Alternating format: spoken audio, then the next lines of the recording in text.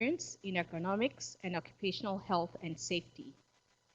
He held executive positions in the Occupational Health and Safety Division of Ontario's Ministry of Labour and Ontario's Workers' Compensation Board. He has been a part-time lecturer in ergonomics at Ryerson University and has been an adjunct professor at the University of British Columbia School of Public and Population Health. Dr. Wright has a Bachelor of Applied Science in Industrial Engineering, a Master of Applied Science in Human Factors and Engineering, and a PhD in Ergonomics from the University of Toronto. He is a registered professional engineer in Ontario and British Columbia, a Canadian registered safety professional, and a certified professional ergonomist in Canada and the United States.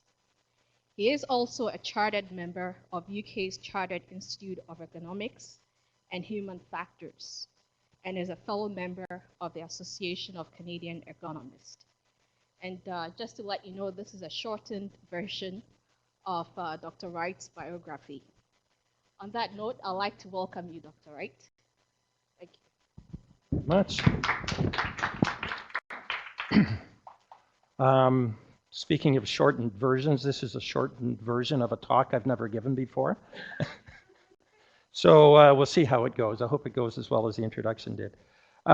As was mentioned, I am an ergonomist, or the ergonomist at the City of Vancouver. And ergonomics is an applied science. So my role at the City of Vancouver is to apply ergonomics principles in the city workplaces itself. So my only client group in that sense are employees at the City of Vancouver. Now, in applying this process and ergonomics principles, I found that there were a few things that I just wasn't that comfortable about. And so the consequence of that is actually I came up with a process. And that's really why I'm very pleased to be here today to speak about it, because I'm finding that process to be very useful. So I know there are some practitioners online listening to this talk. So it's really great for me to be able to share with them the process that I followed in developing this, what I call ergonomic field intervention groups. But I'm also pleased to be here speaking at a university as well, because if this process I developed is as good as I have seen it be at the city, I'm really hoping that it might stir some interest in maybe perhaps some further research around some of the concepts and principles that I will be talking about. So this talk will describe a process. We'll start with a description of a process that we're all very familiar with. And then I want to talk about the city's obligations, obviously with WorkSafe BC. I'm going to give very short examples of ergonomics interventions that we've used within the city's office and field environments. And then I'm going to use that sort of as a backdrop for highlighting the concerns about the current process as it was implemented at the city, and then describe how ergonomics field intervention groups strengthen the ergonomics process. So starting with a process that we're all familiar with, and it's great to use a talk that I've never given before as an example of a process that we all use every day. So what would any of us do if we had something we had to do, particularly say a talk or a paper? Well, you start by planning, and so you set goals and you have targets. You sort of do the do part. You obtain the information. So I obtained the information I needed to write the talk, and then I started checking it. I wanted to make sure that the content prepared and the ideas that were being presented were clear and well explained. And you don't do that the first time you put something down on a piece of paper, so you revise it, so you check. And of course, then the act part is I improve the talk by correcting text, as I did, and filling gaps. And it's hopefully going to be aided by getting feedback from a variety of sources, obviously the people here in this room and the people that were listening. So it's that concept that is sort of a starting point for virtually everything a lot of us do every day, that plan, do, check, act.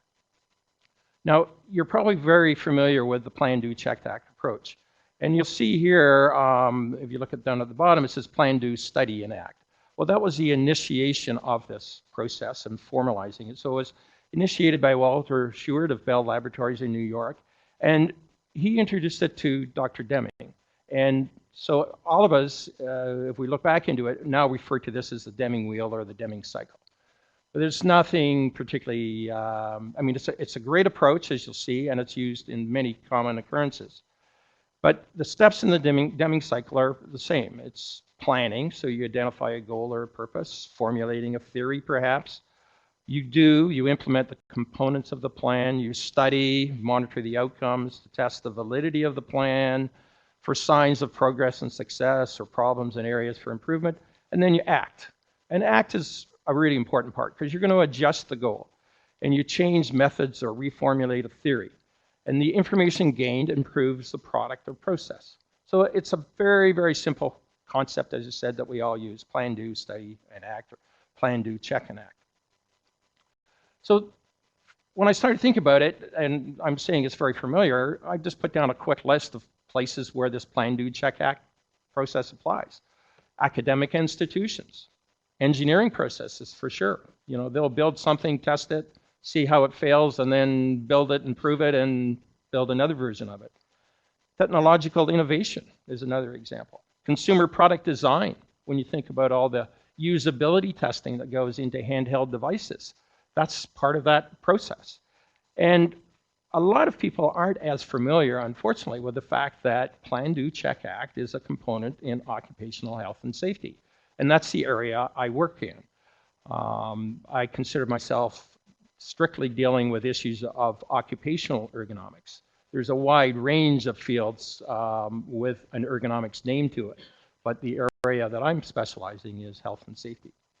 So when you look at the Plan, Do, Check, Act approach in occupational health and safety, and if I mentioned I wanted to go to WorkSafe BC's requirements, if you look at Part 4, General Conditions, and I'm sure those who are taking, say, an ergonomics program or something like that here at UBC are very familiar with those sections. But basically, it's the components and the sections I'm referring are 4.46 to 4.53. Ergonomics requirements are the musculoskeletal injury requirements. And what does it require us to do? Well, it requires us to identify the risk, assess it, control it, and evaluate the evaluation of the compliance measures taken. When I read that, and remember these pieces of legislation were prepared a long, long time ago. So to me, that's just saying that WorkSafe follows the same concept. It's written in there if you look at it, but they don't use the word Plan, Do, Check, Act. There are other examples of Plan, Do, Check, Act that are much more obvious now because we've progressed a lot in our understanding of the importance of this. And I would, for example, point you to a Canadian Standards Association Standard Z1000. It was initially written in 2006, and it was re-accepted and revised in 2011. Well, what does it require? It requires organizations to establish, implement, and maintain a documented occupational health and safety management system. And what is that system going to look like? Well, it specifies how to plan, do, check, act. And they use that for the identification of occupational health and safety hazards, for conducting risk assessments, and to manage preventative and corrective actions. So you can see that very clearly in CSA standards. The City of Vancouver, where I work, also uses a Plan, Do, Check, Act, and we have incorporated that into our safety management system. That's sort of the background on the Plan, Do, Check, Act approach. I just wanted to give 3 very brief slides about the ergonomics approach because it's something that's really important because what I'm trying to do is show you how we are going to bridge the gap between the safety management system and the ergonomics process. And it's taken me a long time to realize that it was possible and how to do it. So the ergonomics process, by the way, these slides come off the website from the Association of Canadian Ergonomists. And if you want to know more about ergonomics, I would recommend you go to their website. But 3 important concepts. Humans interact with the other elements in the work system. And you can see on this slide, ergonomics or human factors or human-centered design is in the center. And when you look at the systems around it, you have You have the jobs that are being done, you have the environment, and I understand a lot of you are quite knowledgeable in that area. You have organizational issues, you have the tasks that are performed in the workplace, and you have the products that people use or are producing. So that's number one. Humans interact with the other elements in the work system. And one of the key points there is if you change one item in, say you change how a task is done, then you've got to be very careful to make sure that you haven't influenced other aspects of that total work system. Point number two, interactions within the work system are each an area of expertise by themselves. And as an ergonomist, we interchangeably use the terms ergonomics or human factors. But again, the key components is if we break out some of those work systems and we see we have organizations or the physical components or the cognitive components, there's many, many areas of expertise that are related to that. And in fact, each one of them are a specialty in their own right. So if we look at human-computer interaction, there's a whole area of ergonomics and human factors just dealing with that aspect. So that's where you start seeing a bit of a difference as a difference between a practitioner and someone who is just totally researching or working in one area. So as a practitioner, which is how I rate myself, you get the idea that I have to be more general, whereas other people who are doing ergonomics and human factors are more specialized. But the important point there is that we have to know a bit about all those interactions within the work system. And then why do we do that? Well, this approach optimizes both human well-being and overall system performance. Notice that duality there. Well-being of the person, the people that are in the workplace, but also efficiency and productivity benefits for the organization itself. So Plan, Do, Check, Act is part of the ergonomics process. There's another CSA standard, Z1004, which is even more clear about how ergonomics gets, Plan, Do, Check, Act gets applied to ergonomics. It's a management and implementation standard for workplace ergonomics. So you may want to look that one up, but it is an important one, the Z1004. So it provides Plan, Do, Check, Act guidance for the systematic implementation of ergonomics. And why do we do that? Well, we want to improve the development, design, use, and management of work systems and assist in protecting and promoting worker well-being. Now, there's a couple of other things that are really important in this Z1004 that I want to highlight. So in addition to the Plan, Do, Check Act, it's applied to both the design stage and the operation of work processes. This one is very important as well. It requires senior management to establish and document their commitment, leadership, and participation for the development, implementation, and maintenance of an effective ergonomics process. That's whenever you read about safety, they always say one of the most important things is to have commitment from the senior management for creating a safe environment. So that's just supporting that concept. And this is another very important aspect that you'll always hear ergonomists talk about, and that is that worker participation is an essential aspect of the organization's ergonomics process. So now some of these very strong principles are actually written in the context of a CSA standard, and that's the Z1004. Having that as a background, I'm now going to just talk about the ergonomics program at the City of Vancouver. So what does the ergonomics program, what does it do? Well, most important, I suppose, is that we comply with WorkSafe BC requirements. We do specify responsibilities for managers, supervisors, employees, and the Joint Health and Safety Committees. The program, and it's a one-person program, so when we say program, I do have assistance from the safety coordinators in the city, but basically I often am developing standards or developing guidelines and providing guidelines. And this is probably where if you talk to most practicing ergonomists, where they spend their time. We basically get inundated with requests for identification and assessment and control of the risk of musculoskeletal injuries. So I'm just going to go through those three components because it tells, from my perspective, quite an interesting story. And you'll see where it leads as I go further through. Well, when we look at the identification of the risk factors, there's formal processes required in WorkSafe legislation, you know, that you should be identifying where your potential risks are. And you'll notice this is an old slide, but it's data from 1996 to 2000, and we were in the engineering department, which is our city's largest department.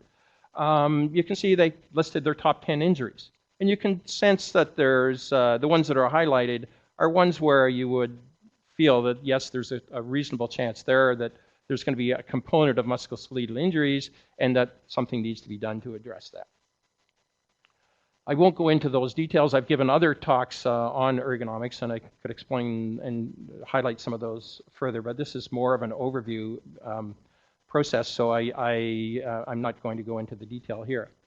The good news is that most employees report their signs and symptoms of musculoskeletal discomfort to their supervisor. And there's nothing unusual about it. One of the things I've noticed that's improved greatly within the city is that more and more now people are, in fact, asking for assistance because they're starting to say, this is hurting me and it shouldn't be. And so it's a very responsive system that has been developed at the city, and it's very rewarding to see that part happening, because that's the early part. If you get to the symptoms of discomfort before it becomes an injury, you're way more preventive, and that's a very important aspect. Now, one of the funny things, and we face this as ergonomists, and a lot of people feel that, you know, the risks in a workplace are very easy to see, and do I even need an ergonomist to do this? Or this is so obvious that, you know, anybody can do it. You can train anybody to do it. I used to believe that, but trust me, it is not true. Ergonomics is a very specialist. But what you can have assistance is identifying the risk factors.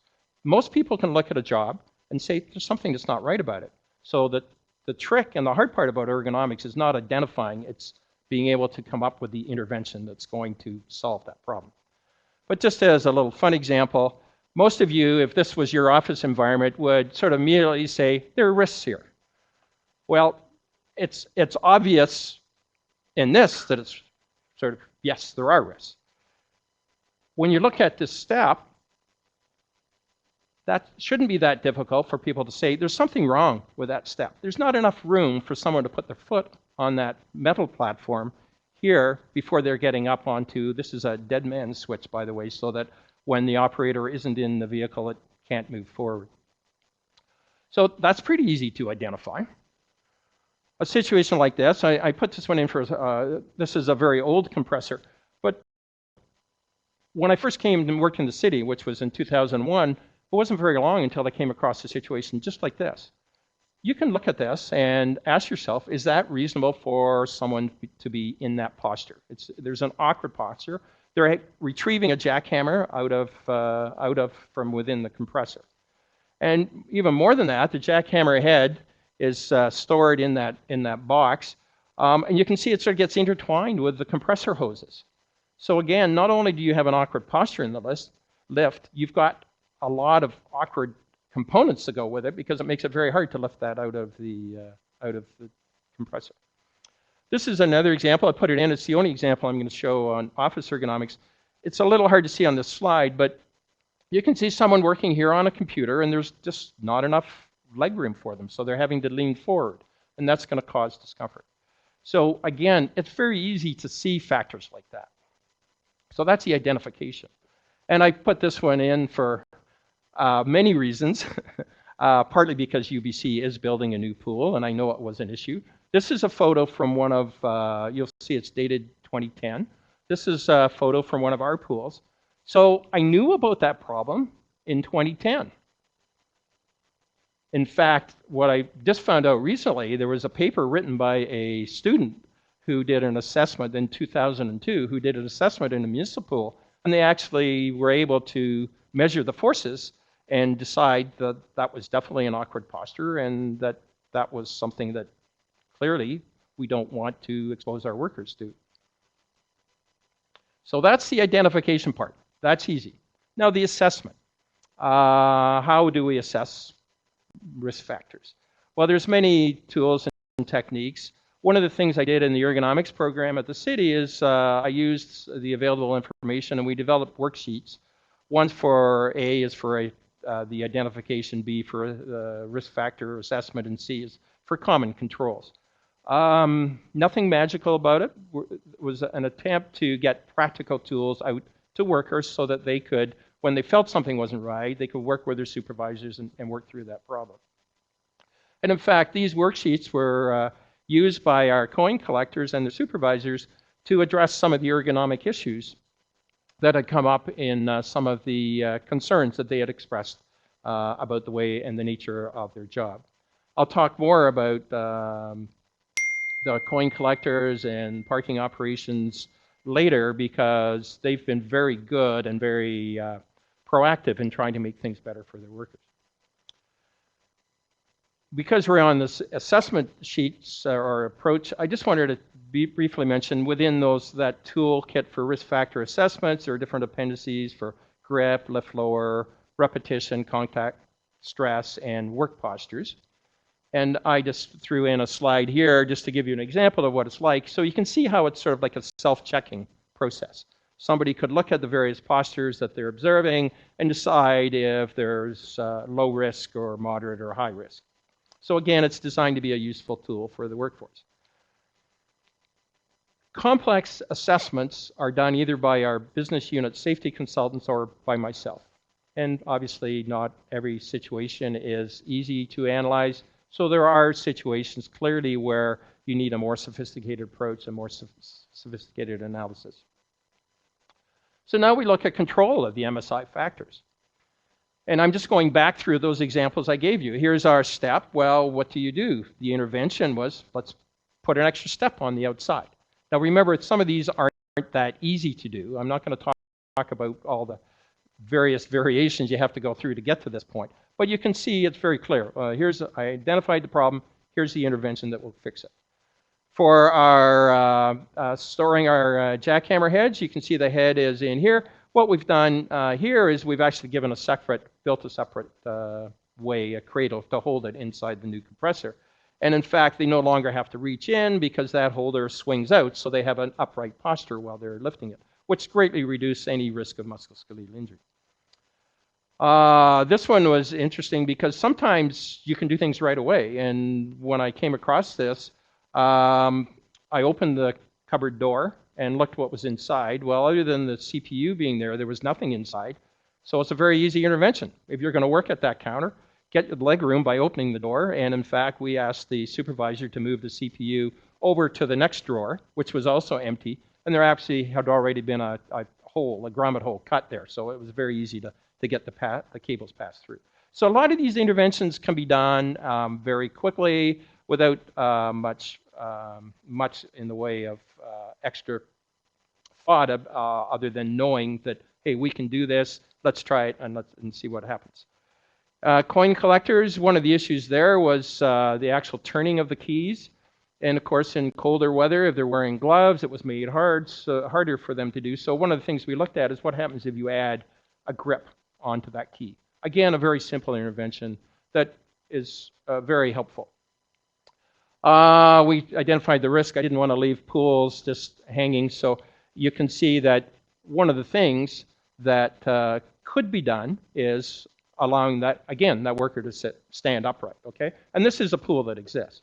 I will be talking a little more about pools because as easy as these interventions look, they're not. So from my perspective, I was feeling good. We were getting a drop in injury rates. This is 23 to 2016, so this is 2013 to 2016, so this is current data. To be politically correct, I was saying, oh great, sunny days, everything's good. However, you can't be too comfortable. And that's what I finally realized. Where is the plan, do, check, act cycle in what we were doing in our ergonomics program? So was it sunny days or was I on thin ice? And I consider these slides, by the way, to be a really important part of what I'm talking about because changes will occur. So I just tried to put down some examples of where changes are going to occur. Because what was happening is we were identifying a problem, but what happens when it changes? So there could be changes in other parts of the work system. So that compressor heads we talked about, everything looks good. We had an intervention. And then I think this was just a few years ago now, another consultant went out and looked at what they were doing with the compressors. They weren't using that device that had been built for them because the compressor head had changed. So one part of the system had changed. Nobody made any other appropriate changes to the compressor that would allow it to be stored in that and be retrieved again from the upright posture. So there are changes in the work systems. Sometimes you have changes due to renovations. I put this one in. I'm not going to talk about sit-stand desks, but that's definitely changing expectations. When we talk to people in our workforce now, we get asked quite often about whether or not a sit-stand desk is possible for them to have. Technological changes, use of mobile devices, tablets, handhelds, that's changing all the time. Changes in standards. This is an interesting one because when I showed you that reception counter and I had to open that drawer, cupboard drawer for someone to get legroom, the reason that computer was there in the first place was that we had, the city went over to the payment card industry data security standards. That meant an extra computer had to be added. So even though we had a proper workstation designed, when they added that extra computer, it wasn't put at a proper workstation. So that was an example of there was a standard that changed that caused something else to change in the total work system, which again created the potential for musculoskeletal injury. There are changes in the way business is conducted. We've got people working from home. We've got people working from vehicles.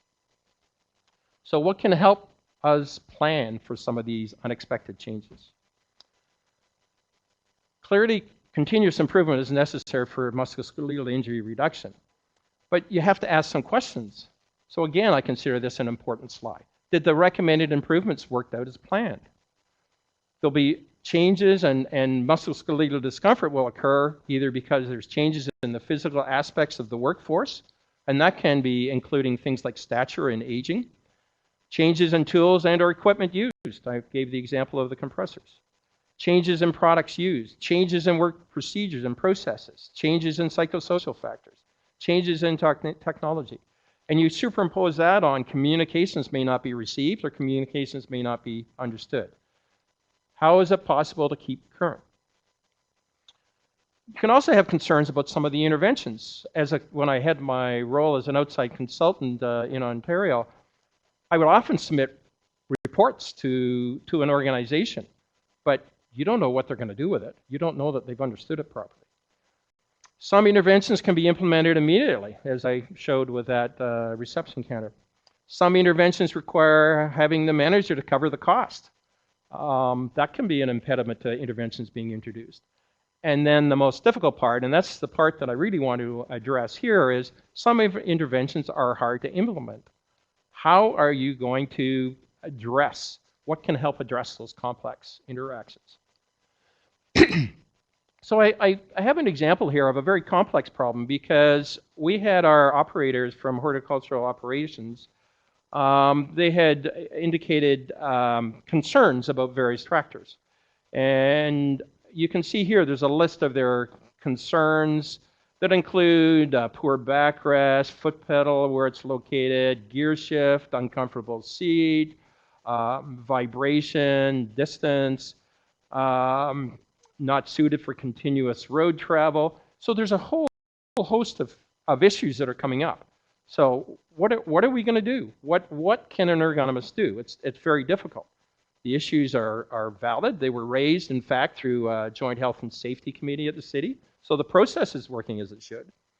The superintendents of park maintenance were asked, they were asked by the safety consultant and park board to get an outline from the workers what all their issues were regarding tractors and loaders in particular. And then the information was compiled from each of the 4 service yards that we have, and they showed it to me.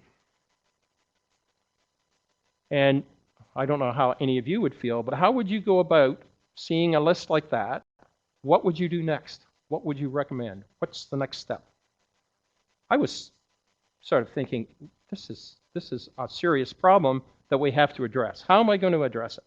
Well, that was the moment when I realized that an ergonomic field intervention group was probably the answer. Now, there had been some precursors to the approach that I'm about to describe, but it's very important to realize that this was sort of the starting point. This problem was so complex, I knew that one individual was never going to be able to solve it. So how do we go about it? Well, the composition of the EFIG, as I call them, is really quite interesting. So we have the safety consultant from Park Board, and I'll just briefly outline his important function is that he schedules a meeting, he prepares minutes, and in particular, he generates the items that we put on a priority action plan. And I'm going to be talking more about priority action plans. We have the superintendents from the 4 districts, and they're essential in this composition because they have a broad perspective and they know about future projects and they know about corporate initiatives. I mentioned that ergonomics principle about involving the workers. Well, we have operations workers. These workers are knowledgeable and skilled, and they are on this EFIG group as well. One of the really important for getting things done people on this group is, in fact, our fleet supervisor from Parks. His essential role is that he's the one that's actually bringing in the equipment, ordering the equipment, deciding what can be purchased. And we need to get information to him. So as you can see, the EFIG is part of that process. And then, of course, I'm sitting on this group as well as providing technical advice and providing ergonomics perspectives on issues raised by either management or workers. Now, I put this slide in exactly as it was done in 2000, and not slide, but the information as it was presented to the Ergonomics Field Intervention Group. Because when we had our first meeting, I outlined 8 steps. I said, these are the steps this group is going to follow. Step number 1, understand the concerns of the workers. Number 2, consider the ergonomics risk factors. Number 3, consider the total work system. Number 4, identify interventions, and then rank the possible interventions. And you'll notice that's a little different than what we've been doing before. Before, we identify an intervention and we go out and do it. Now, because these problems are so complex, we're ranking them. And that's where that priority action plan comes in. Then you implement the most feasible of those interventions. You evaluate the effectiveness, and then you continue the process. So there's a lot of elements that are contained in these steps, some of which you'll recognize immediately. The ergonomics concept of involving the workers and being involved with the total work system. You get, again, that plan, do, check, act approach coming in because you're identifying and you're not assessing per se, but you notice there's the evaluation component in there. And then there's a component of the plan, do, check, act, which leads to continuous improvement because it is a continual loop. It never stops. It goes around and round, and that is so important. I mentioned about things that never sort of go away. Well, the priority action plan is really that way. You're identifying things that can be done right away, things that maybe can be done in the middle term, things that are required for long-term solutions. And once an item, a concern, is on that list, it never goes away until it's finished. So it's always there. Now, I mentioned it was in 2015 that I outlined those 8 steps. This is just a quick overview of the meetings we've had. You can see that they don't occur that frequently. We're having them about every 6 to 8 weeks, which is a reasonable frequency because you need things to be done in between. All we're doing is identifying priorities, and then we set up other groups who can address that concern or the priority. And I put down on the far side examples of outcomes. These are not in any particular order because at any given meeting, any of the points that are raised are discussed. And maybe somebody's done some work on it. Maybe it just gets deferred for another meeting because it's too difficult a problem to address now. So the purpose of having the Ergonomics Field Intervention Group is to address the concerns identified by staff, prioritize, investigate, recommend actions, and then that's the last one is the very important one. Continue the plan, do, check, act cycle. So you can see how this Ergonomics Field Intervention Group has incorporated all the important things that I've touched on, plan, do, check, act, ergonomics, continuous improvement through Plan, Do, Check, Act. So it functions like a health and safety committee, but its focus is on priority action plans and ergonomics interventions. And when the steps in the EFIG process are followed, that results in the continuous improvement. The other thing I think is important, because I'm the only ergonomist at the city, and it's very hard time-wise to be able to go out and get everywhere where you need to go. But you can see within the 2-year history of our ergonomics field intervention group, there really haven't been that many site visits. They've been site visits when they've been very important. So for example, the very first time after that first meeting, we went out and did an assessment. We said, something's not right here. Let's go out and see what's wrong. So that's where I did a full ergonomics report, and it identified so many issues. That's where we sort of said, oh my gosh, how are we going to proceed? Fortunately, we had the EFIG up and running, so we were able to do that. We went out to evaluate the height needed to lift a tractor. I'll talk about that in a section. There's these other 2 examples. In fact, all 3 of these other examples will be just shown here. One of the first things that we found when we went out, and you may have even seen some of these on tractors on the road, they're very important in the park's maintenance. And you'll notice that they've got blades. And as you all know, blades for cutting grass need sharpening. And these ones are very easy to sharpen, but you'll notice at the front, you can't lift that up to the same extent. So one of the first things, and this came up in these seats are uncomfortable for traveling in, these tractors were being driven on the city streets for quite a long distance, simply to get the blades sharpened. So an easy intervention was, let's bring the mechanic out to sharpen the blades. They can come out in a truck, which is made for traveling on roads, not in a tractor, which does have a lot of bounce.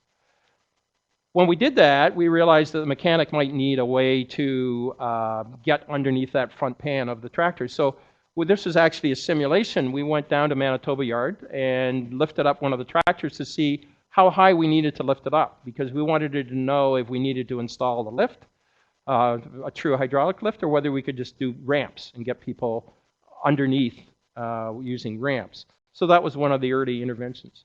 One of the other benefits coming out of the ergonomics group is throttles. We were getting complaints about throttles, so we went out and evaluated. But these aren't easy problems to solve. You have to depress that pedal all the time that you're operating this particular tractor. So one of the things we're looking at is what can we do to change that. And there are other longer term issues about placement of controls. You can see here to access that control, you're turning to the side, and you can see implements at the back. So you would actually have to fully turn. And that's fine if you're involved in something on a smooth surface or not traveling fast. But if you're out on a field that's bouncing, that can be quite traumatic to the back. You'll see here, this is just a recent meeting we had where we're looking at the issue of putting a camera into the cab system. That was one of the things that came up out of that ergonomics field intervention group. Can we do this? Yes, we can. Here, let's try it. But it's not a matter of coming up with the idea. It's actually, and this is why the fleet manager is so important on the EFIG process and the workers, because that's basically where that discussion was being held. Where should we be placing the cameras? And there are many attachments to use, so it's impossible for you to do a desk assessment on it to work that out. So we're running close to time before we have some questions, so I just want to highlight other ergonomic field intervention groups in the city. There are some that are similar to the EFIG that we set for horticultural operations. I want to make mention of the IT department has a client hardware advisory panel. We don't meet that frequently, but the important thing is it's setting standards, and it's a group somewhat similar to the EFIG, and they started this well before I had thought of trying it for ergonomics, but I do sit on that committee, and I find it very useful. We're setting standards. We need to do that. Park Board also has a continuous program improvement process. Their emphasis is on program efficiencies. So it's like the same sort of process is being used. One of the interesting things that we've had developed now is that we have people on our group, the EFIG group, who also are on the program improvement. And all of a sudden they're saying, well, some of the stuff you're talking here about the type of tractor we need is impacting this continuous program improvement. So we're actually able to to close the gap between what might have otherwise been two silos. Engineering equipment services is interesting because I often get asked for assistance. I was involved in the tenders for the automated collection system. I've been involved with the 1 cubic yard truck. So there's some parts of the process, but it's not a true EFIG. And facilities management is another group I just want to mention because that deals with office settings. And I sort of asked myself in giving this presentation, is an EFIG necessary for offices? And I basically came to the conclusion no, because there's constant interaction with facilities. And there's all and any number of things that I get involved with them on almost a daily basis. So we're retrofitting for sit-stand desks, we're specifying purchases, we have a chair replacement program, we're modifying reception counters because even to today, reception counters are the hardest. So that leads the other question, do I need an EFIG for reception counters? I'm not sure, but it does have a variety of difficult ergonomic issues. And in my view, an EFIG might help with the multitude of factors that come up in a reception counter. So that's what we don't have. They're close. Let's look at the groups we do have. I give first credit here to engineering, park operations, and enforcement. The time we were having those discussions, it was operated through their health and safety committee. But now, because it's sort of ongoing, and I've been looking at other issues like laptops and vehicles and handheld units, it's considered to be an ergonomics field intervention group. Park board is the one that I gave the detailed examples on. That still is my gold standard on how the process should be working. We have one on accessibility and adaptive services, and I'll show you that in a minute, but they are dealing with concerns of musculoskeletal injuries and in designs. And we also have one for aquatics, and that's for bulkheads, bariatric patients, and planning for future designs. And we'll talk more about that. This is an example of access and volunteer services. That was one of their issues. Are they workers putting themselves at risk, or have we done a proper evaluation of helping someone get into or out of? These are people who obviously they've come out of a wheelchair and they're going out in the water. It's a great program, but how do we transfer, and can we transfer them safely? So we actually formed an EFIG for that group. So is an EFIG always necessary? Well, it depends on the number of employees. And for small groups, you know, you can, in my view, continue with the Plan, Do, Check, Act. Complexity and difficulty of the issues raised, and that was why we formed that EFIG process in the process. I wouldn't have been able to address those problems. Nobody would have been able to address the problems we were noticing in horticultural operations without having that collective group formed. Long time horizon, large expense for implementing solutions. That's where I put the pool bulkhead. We knew about that issue in 2010. We still haven't found a solution that we're satisfied with. So that EFIG process is still ongoing, and it's a nice way to remind ourselves this is an issue. Sooner or later, we're going to have to address that issue. And then ongoing issues for specifications and tenders for purchases. The benefits of having an EFIG, well, it gives a formal process for recording concerns that the organization is going to need to address now or later. It records concerns, and they're not removed from the priority action plan until the issue has been resolved. Provides ongoing development of standards and guidelines that assist with procurement specifications. The collective decisions reached by the EFIG carries more weight than a decision reached by just one individual. And that is a really important function of the EFIG. The fact that a group involving supervisors and workers and the fleet manager have discussed an issue, along with the safety coordinator from Parks and myself, that's got a lot of, as I use the term, weight. There's a lot more credibility behind that sort of recommendation than there is if just one person says, oh, I think we need something. So that to me is one of the really strong points about it. And the other concept, which it does, it's part of this continuous improvement. It provides a way of usability testing because things change so much. So you're always looking at things that you're going to need to change because of something else changing. And so it's like ongoing usability testing. Just to finish up briefly, one of the areas that I would really like an EFIG is for trucks. There's many reasons why, but pretty consistent with the approach. And the only advantage, it's not that I'm not being consulted on some of the truck issues right now, but I want some of the standards documented. All too often, you don't know why a decision was reached. I want to have a process where we're documenting why particular things were considered advantageous. So to me, that's where we're truly going to become preventative in our prevention of musculoskeletal injuries. So what I've done is I've sort of given a quick overview of the ergonomics process. I've highlighted that, you know, the ergonomic field intervention group is essential for achieving continuous improvement. And continuous improvement is needed to improve safety, health, and well-being of employees, which is what we all want. So if I were to sort of graphically present what the early program was like, you can see there was a disproportionate emphasis on the implementation. Whereas if you really look at Plan, Do, Check, Act, it's all parts being weighted equally and with continuous improvement. And in my way of thinking, that only way you can achieve that is through a ergonomics field intervention group. So I'm wishing you an EFIG in your future, and I'd be pleased to take any questions.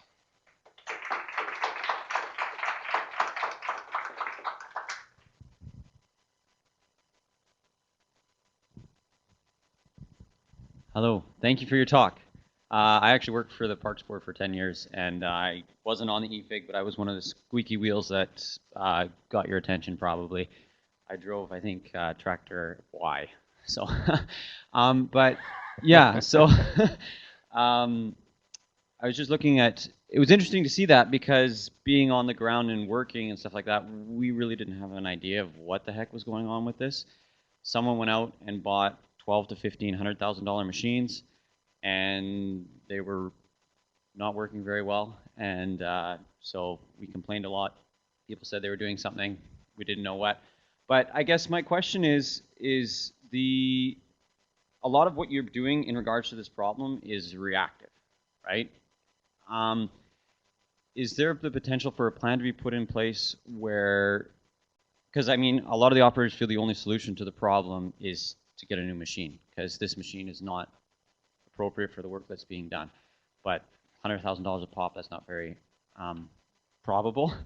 But if this had been done, this process had been done, you know, say with one machine before we bought 15 for the fleet or something like that, I think it would have been much better. And I know we have a new fleet manager now, and I was just wondering if that's in the plan for equipment purchasing and stuff like that, especially on the big purchases. Yeah, absolutely. Machine. I'd love to respond to that. I'm glad you asked that question. It's great. First of all, the first comment you made is that you're a squeaky wheel. I want to comment on that because that's what's wrong with a lot of what goes on in organizations. You shouldn't be put in the position of feeling that you're a squeaky wheel. So part of what's achieved with this ergonomic process, it gives you, and that was why it's so successful. If we had the people from the EFIG, from horticultural operations here, each and every one of those people would stand up and say, this is working so well. And one of the things, particularly the workers, they would make that comment that I'm no longer feeling like a squeaky wheel. I'm saying something, somebody's listening to it, and something's going to happen because of it, even if it gets onto that priority action plan. Absolutely. So that's part of it. One of the things that was highlighted as well, but I meant to mention it, and I was looking at the clock, so I skipped it just a bit.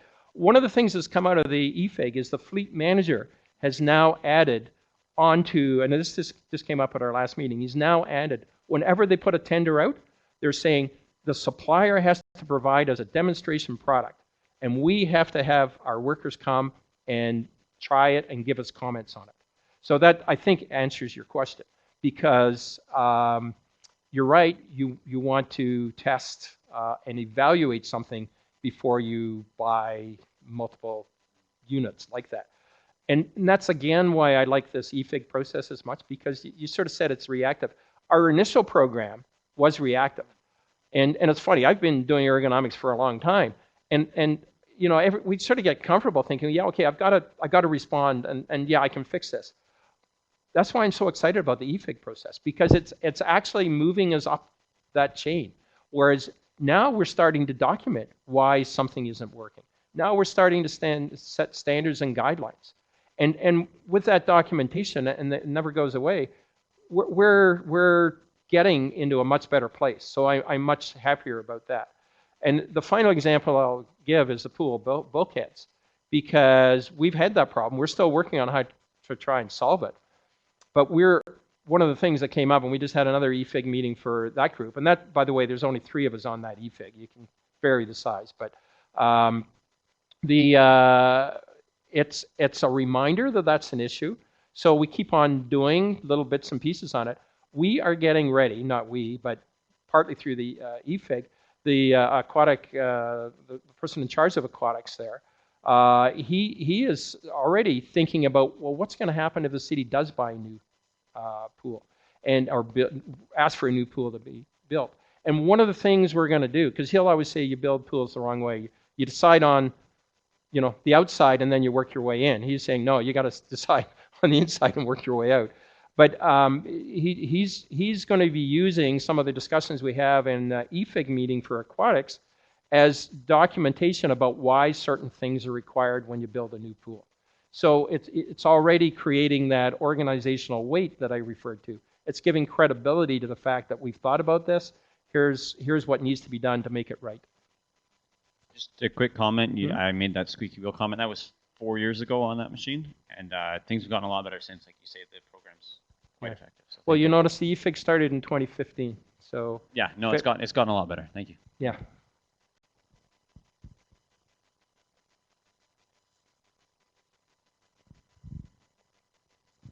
Kind of a follow-up to that question.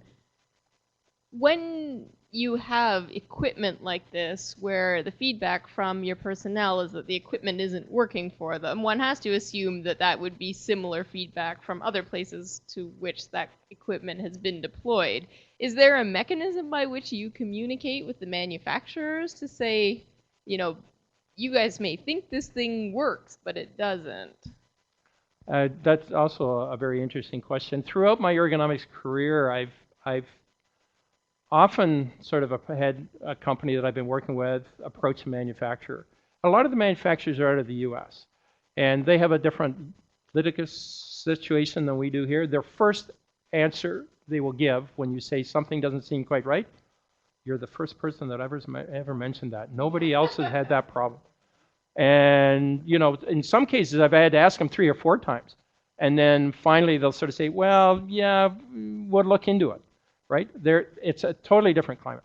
So you're absolutely right. One of the things and why I'm excited about the EFIG, we may not be able to get the information back yet to the manufacturer because we should be involved in the design. We actually were able to do that a bit on our automated recycling trucks because I was involved the first time around and then they were repurchasing. So we actually had meetings with the person that was going to be retrofitting them to make sure that the arm that in the cab that's going to hold the joystick had certain design characteristics that we wanted. So we improved it that way. But no, you're such a small potato when you're dealing with. It's like saying you may not like something about the vehicle you drive. Well, what are the chances you're going to change that? Having said that, the car manufacturers are doing an awesome job on the ergonomics of what's happening inside and outside vehicles. So they are big into ergonomics. They're looking at anthropometric, and they've got very sophisticated computer analysis for the anthropometrics of people of different sizes and shapes in their vehicles. So that's the area it's going to have to come from. The other reality is that often the equipment you're using, and it applies in ergonomics, it's very task specific. So we may be doing things with our tractors that maybe they weren't designed for. Maybe somebody didn't realize they were going to do it that way. So it's very, very complex. So ideally, once we had the EFIG going, maybe some manufacturers might say, hey, what sort of information are you getting? Because we want to work with you. We want to learn more. And that would be good. But again, they wouldn't know who to go to unless they knew or had heard about the fact that the City of Vancouver had these ergonomic field intervention groups that are addressing and talking and trying to solve some of these problems.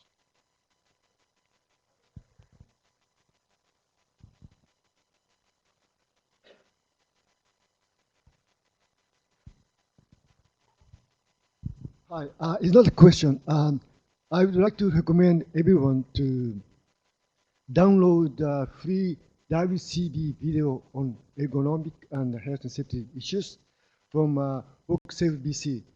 It's what it takes about 1 to 2 hours to explain.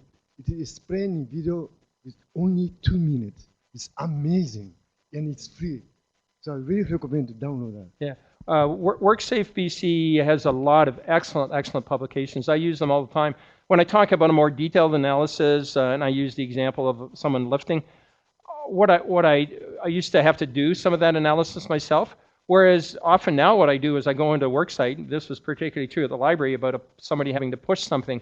And I said, okay, let's take our measurements. And then you go to a computer, you look at their lift load calculator they have on site, and then everybody sees the same result. Like there's no mystery. So yeah, talking about WorkSafe BC and their tools they have available, absolutely. Yeah, they've got some really good stuff, absolutely. Thanks, Geoff, very much. I'm curious about your thoughts of an e-fig for a small employer that wouldn't have an ergonomist on staff. I can see your role in facilitating the process and stepping in to provide the ergonomic recommendations, but a small employer could even be 100, 200 employees but still not an ergonomist on site, and what they can do to implement this process. Yeah, interesting. Sometimes, when I was thinking about this talk, I was thinking, I'm going to give this talk. It's like when you make an ergonomic intervention. Like people say, oh yeah, of course, that's obvious, right? Like after the fact, you can see it and you say it's obvious. So one of the concerns I had about this talk is I'm going to go through this process, and then at the end of it, everybody's going to say, well, that's so obvious. Of course we're going to do it. Well, the reality is it's not happening, and that's why I'm so excited about it, because we're getting it to work. Having said that, in a way, now that we've done it, and those 8 steps that I listed, if I were going to give anything to an employer, I would want them to buy into the concept that you need to have a multidisciplinary group addressing health and safety problems in your workplace. And here are the 8 steps you want to follow. And I'm very, very strong on that priority action plan, because sometimes what scares anybody is, oh my gosh, like the pool bulkheads. You could be talking, well, even to retrofit that, we could be talking $200,000. Like that's not an everyday budget item. So a small employer is going to say, oh my gosh, I can't do that. But when you start ranking your priorities and say, well, here's what we can do right away, here's some things we need a little more planning around, and here's where we want to go long term, it makes a huge difference. So for a small employer, and I would say yes, it should work for someone who's at about 100. It depends on what sort of various type of tasks they do there.